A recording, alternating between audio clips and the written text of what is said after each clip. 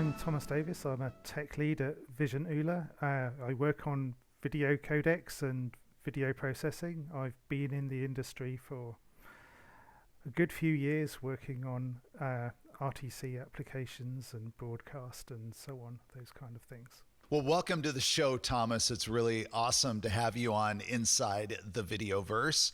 RTC is a hot topic these days. So Thomas, maybe with that, before we start talking about video coding for RTC, give us a quick overview. You've been working in the space as a video codec developer, as an engineer. What has changed, and how has the industry and technology shifted over, I don't know, let's say the last 10 years? You can pick the time horizon. Yeah, so I think the thing that's changed most obviously has been the enormous scale in recent years, with the pandemic, and therefore the complete reliance that people have had on using video conferencing, and that's been enabled behind the scenes really by the cloud revolution. So being able to deploy video conferencing servers in the cloud has enabled that very rapid increase in scale. So there is scale, and then there's the ability to meet that scale really by moving things out of on-premise solutions in companies' data centers to publicly accessible data centers. So that's been a huge change. But the other thing that has changed has been simply the technology under the hood. The video codecs themselves have got much more advanced.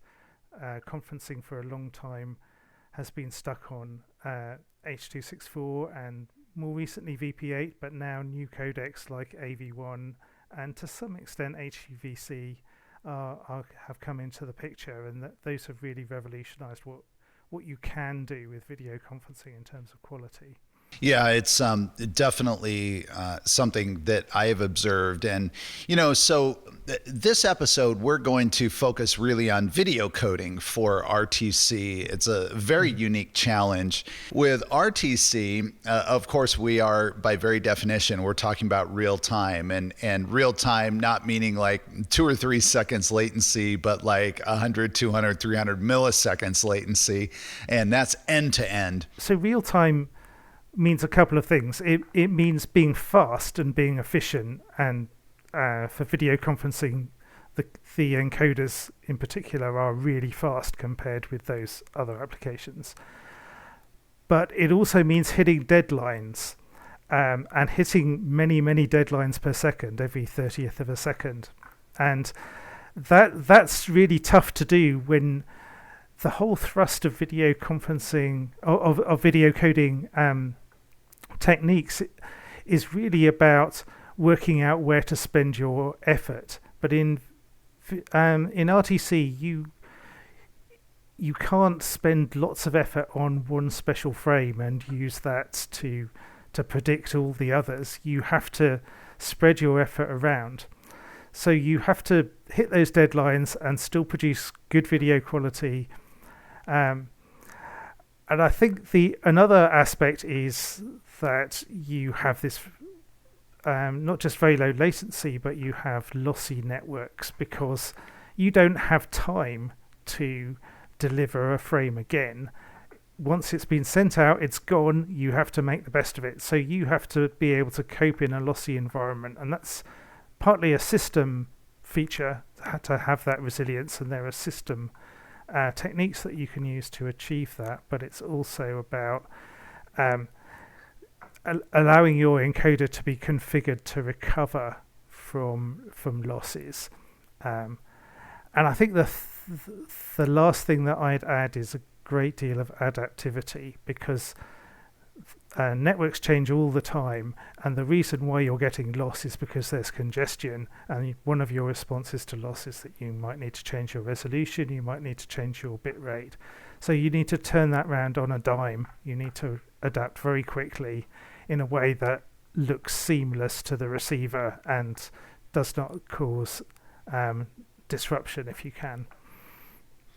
I know that scalable video codecs, SVC, has been talked about in other standards for years, and yet I believe AV1 is really the first where it's been implemented in the baseline. Is that correct? Well, it was in VP9 as well, Okay, that you could that's you right. could do scalable coding. I mean, what's interesting about AV1 is it's kind of resolution agnostic. You set a maximum resolution, and then you can actually send any picture size you like, so long as it doesn't exceed that. So you can already adapt resolution, and you don't need to send a keyframe. So that's a useful feature that has only been added to other codecs in VVC, which adds resolution adaptation. But it's then natural when you have a resolution agnostic encoder that you can do scalability, because it's just predicting between different resolutions and partitioning off those resolution layers for different receivers. So it's a very flexible system. Yeah. One of the things that comes to mind, when we think about this speed, I like what you said. It's like every 30th of a second, that frame's got to go out, and if it doesn't quite make it, or if there's a problem, well, we'll try to do better on the next one. It's sort of what, this is really a unique challenge compared to, I think, what a lot of us have the world we come from, especially in VOD, but even broadcast live, you can adjust your latencies and all. A football game, even though it's becoming less desirable to be delayed, but it can be delayed 15 seconds, and so you can operate your encoders differently. So what's the impact to the rate control? And talk to us about, some of the things that you have to think about, as a practitioner. Yeah, so when you study rate control, you open a textbook on video coding, and you look at your leaky buffer model and your leaky bucket model and so on. The thing is, over the internet, and especially for RTC, almost every part of that is semi-fictional. So you're trying to communicate with the far end, and you have a certain bit rate that you're trying to hit, but that may not represent the real bandwidth that's available to you in the network, because you're competing for bandwidth with other services, usually TCP-based services with greedy algorithms who are trying to steal your bandwidth if they can.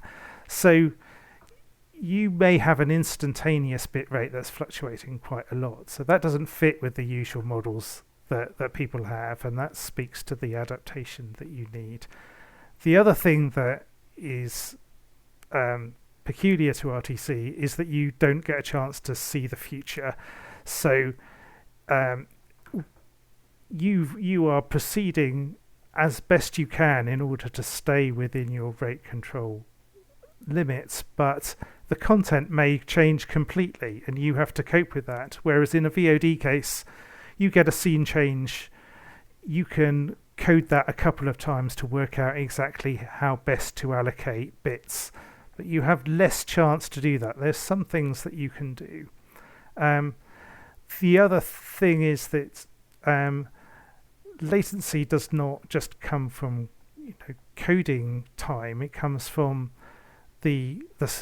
largely from the size of your buffer and the variation in the size of your frames. So you have to keep your frames reasonably similar sizes so that they will not take a long time to receive and then cause display issues and latency at the far end. But on the internet, you can probably get away with sending a few larger frames from time to time, so long as you don't send too many, because you are in statistically multiplexed large buffers on routers and switches and so on most of the time.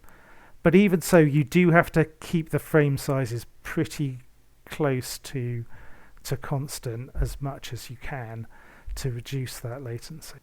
From a video coding perspective, how does this affect sync so that all of the users have a similarly good experience? Like, what do you have to think about? Yeah, so I think a lot of sync problems go away the less latency that you have, obviously. So you start to see these sync things occurring when latencies get high. Yeah, more than a couple of hundred milliseconds, Okay. more than 250, Okay. something like that. Usually, when that happens, an individual receiver may well struggle to synchronize audio and video. Now, generally, on a client, audio is actually the most important thing because you want to hear people. Video we think is important, but it doesn't convey meaning in the same way. So you're prioritizing audio in the client, and you are therefore trying to sync the video to the audio rather than the other way around. So you want to preserve the audio as much as possible, and then the video will get synced to the audio. Typically, you don't tend to share audio from multiple users, except that increasingly now in a conference scenario, you may want to not have entirely switched audio. You might want to mix them on a server, and then you have a synchronization issue because you want to make sure that you don't delay things too much, but you will have to delay some things in order to make sure that they're reasonably in sync. The reason why you're mixing is because you want to try and get a better ambience, and so that people can interrupt better, so that you can hear them starting to interrupt. But if you have an entirely switched experience, then you don't tend to have too many of those kind of problems on a server, but you need some kind of algorithm to pick the most appropriate audio, usually based on loudness or something like that. As a video engineer, how much are you getting involved in audio, or is there usually someone else on the team or working on the product who's thinking about the audio aspects? I'm just curious. Yeah. So the audio focus is much more on getting those packets through. And making sure that the audio latency end to end is as low as possible, that audio gets prioritized correctly, that audio metadata is preserved, like loudness and so on. And then there are issues like audio scale. So if you have a transcoding server for video conferencing, there are similar transcoding servers for audio where you want to take in telephony calls, standard PSTN calls, and transcode them to low bit rate standards like AAC or whatever, or Opus. And those have unique technical challenges because you can do that at enormous scale with thousands and thousands of calls on a server. But to do that well is really an interesting problem in high performance computing, to be able to run that many individual processes without being completely destroyed by the threading issues and the process communication issues that you have. So that's a kind of interesting specialism within the audio world. How do you approach and how do you think about designing a codec or optimizing a codec, optimizing a solution that might be deployed on a lower or mid-end mobile device, so ARM and 4 cores and, or 6 cores, whatever, however many cores are available. Obviously you can't use them all. And then you have someone else who's on, a MacBook Pro. And so what does that look like? And what are some of the challenges that you have to think about around CPU usage? That's a significant constraint. It is a significant constraint. I think people starting out maybe tend to assume, well, real time means can we run it at 30 FPS? And in the real world, if you try to do that, customers' machines, consumers' machines would just seize up because they want to do other things as well. They want to have their video on, they want to have their share on. So you might only have a fraction of their CPU available, and they might also be doing things that are compute intensive. So they might be sharing a screen where they're playing a video in that screen. So you are effectively transcoding something from YouTube or TikTok or something, and they are sending that down the screen, and that's consuming significant resources.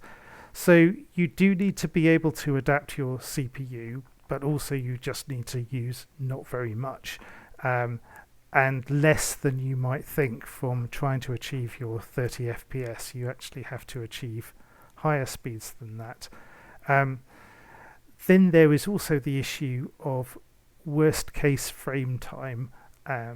So it's not enough just to be fast enough. On average, you have to hit your deadline.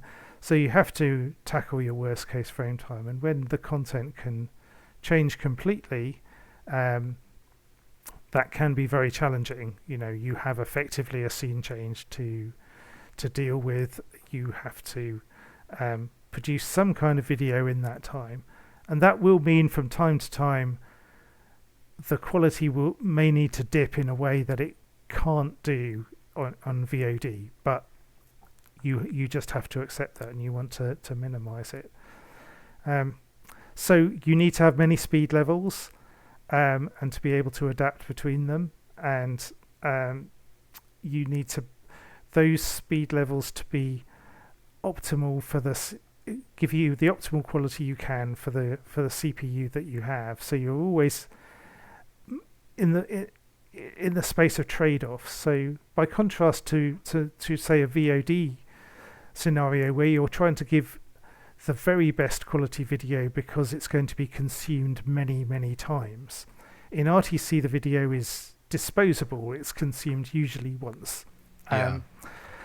But so on VOD, you're trying to get as close to perfection as you can, but then keep the costs reasonable, within some kind of budget. Sure. Whereas with RTC, you're always in the world of trade-offs. What's the best quality I can do with the CPU I have now?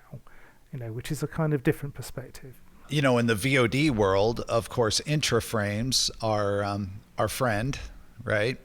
Mm. But it seems to me that in the RTC world, intra frames are a challenge or a problem. So how do they get used? They get used in a few ways. So you need to start with an intra frame. Of course. Because you have to start with something. Yeah. And therefore, if you need to restart, you need to get another keyframe. And the kind of reason you might need to restart is because you've had loss that you can't recover from. So there are various strategies to to provide recovery mechanisms so that you don't have to send a keyframe. The other thing that you can do is to try to conceal the quality of your keyframe, maybe send something that is not such high quality, but try to recover quickly over some time. What you can't afford to do is send the perfect iframe, that is entirely pristine, that might take up a second's worth of bandwidth, because not only then will it take a long time to deliver, but if you're trying to recover from loss, it might itself get damaged in transit. It may lose some packets, and so you will have to send it again. So if you are sending a super large intra frame, you don't want to send it 5 times, and get many seconds of loss. Now, I know in AV1 there's this notion of there's an S frame. Explain what an S frame is, because I'm not sure everyone is even aware of the S frame. And then is that helpful to us in RTC? The idea of an S frame is really, it allows you to switch layers. So it gives you something that you can parse, because it uses a special resilient mode that gives you a parsable frame. You can always decode it, except possibly for predicting from previous frames. Now that means that It also resets the buffer, the reference frame buffer, and that's particularly useful if you want to switch up to a higher layer if you're doing scalable video coding. So it gives you a switching point, usually when you want to go to a higher bit rate as a receiver. You can therefore ask a server to say, send me the next few layers, and you know that you can decode them because you have this S frame. Now there is this other feature that is present in previous codecs like HT64, which is some kind of intra refresh, GDR, gradual decoder refresh, where you can start with a stripe of intra blocks and move them across the frame. And if you constrain your motion vectors, then a receiver can start decoding, but it can't produce a displayable output until that GDR has swept right across the frame. Now, in AV1, that would be difficult without an S frame because lots of data in an AV1 frame depends on previous data. But an S frame allows you to refresh things. So it should be possible to have a GDR-like approach using S frames for people to join streams where they don't get a keyframe, or to switch streams, for example. And these features could be built just using a baseline implementation, or is there something special required on the decoder? Yeah, so a decoder would need to be robust to not having a keyframe. Yeah. So it would have to not fall over if it doesn't have reference frames in its buffer. It can, so long as it gets a sequence header, it starts decoding, and then it would also need some signaling at a higher layer or in some special metadata in the bitstream to tell it when it should be able to display. Got it. So there's a little bit of metadata needed, and there's some robustness in the decoder not to fall over and die if it doesn't have all the reference frames. Inside AV1, I know that there's something called screen content coding. There's a screen content coding tool that is quite powerful. You've done a lot of work on it. I know it's your former company, and then of course at Visionular, some very amazing demos, showing just incredibly low bit rates and where screen quality is amazing. So tell us, I'm not sure all the audience knows about screen content coding. Again, if you don't work in RTC, maybe you don't need to know about that. But what is that tool, and why is it special? Well, I think one thing that's special about it is it's built into the main profile, so you can always use it. And I think this is one thing that's stymied previous codecs, that there were tools, for example, in HEVC, but they were in a different profile, and they are powerful, but they're not needed all the time. And they do have some implications, particularly for hardware complexity, which is why they had been put in different profiles before. So these tools include intra-block copy, which allows you to, within an intra frame or a keyframe rather, to copy blocks from one area to another. So you're effectively doing motion compensation, but within the same frame. Then there's palette coding, and that allows you to express a block as a list of colors. You identify pixels by what color they are, so you describe a certain number of colors.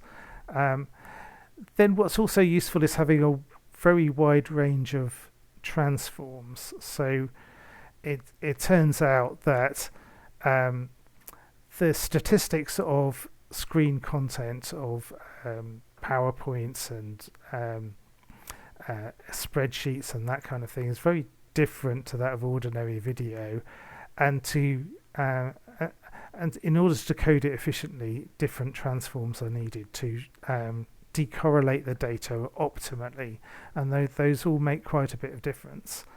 But the other thing I would say too is to produce a really good screen content encoder, you have to have algorithm optimizations about how you approach the encoding process, and that's really some of the secret sauce that you can apply. So it's not just the tools, it's applying them in the right way. Yeah. Thank you, Thomas, for coming on and sharing all of your experience. And it's an exciting time to be in video. So yeah. It certainly is. It is. Well, thanks very much for having me. It's been great fun. Thank you. Awesome. Well, thanks for coming on Inside the VideoVerse.